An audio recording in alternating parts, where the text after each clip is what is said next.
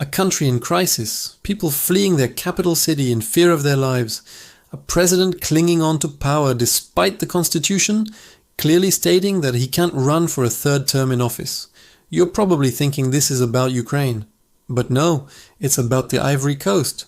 And here's why the situation in Ivory Coast matters to all of us. The president of Ivory Coast is refusing to step down after serving 2 terms in office. This is despite the fact that the constitution clearly states that a president can only serve 2 terms.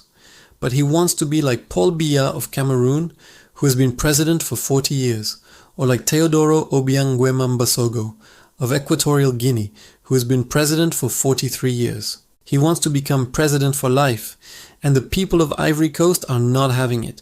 They took to the streets to protest. At least 62 people have been killed by security forces. Many more injured, hundreds of homes and businesses destroyed. People are fleeing the country in their thousands. Some 18,000 have fled to neighboring Liberia. So why is this happening? Why is the president clinging on to power? Why are people protesting?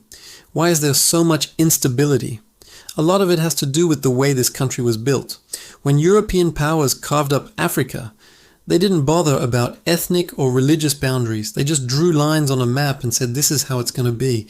So when these countries got their independence, they inherited these artificial boundaries that divided ethnic groups and also created enclaves of French speakers and English speakers.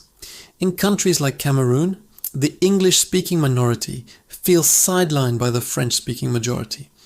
In the Central African Republic, the Muslim North and the Christian South cannot coexist. In the Democratic Republic of Congo, the central government is seen as corrupt, and the resource-rich provinces want to break away. Now, Ivory Coast also has a similar problem. It has 2 main regions, the Christian North and the Muslim South, and this division has led to a lot of instability. There have been coups and counter-coups, and each time the army takes over, they promise to restore constitutional rule, and then they don't. So what is the way forward for Ivory Coast? Well, the president has promised to step down after the next election. The opposition wants fresh elections immediately. Now, both sides are calling for dialogue, but will anyone compromise? Will the army stay in the barracks? Will the neighbors intervene? We can only hope, because this crisis has a lot of regional and international implications. Ivory Coast is a key player in the fight against climate change. It's one of the countries most affected by climate change, but also one of the countries doing the most to tackle it.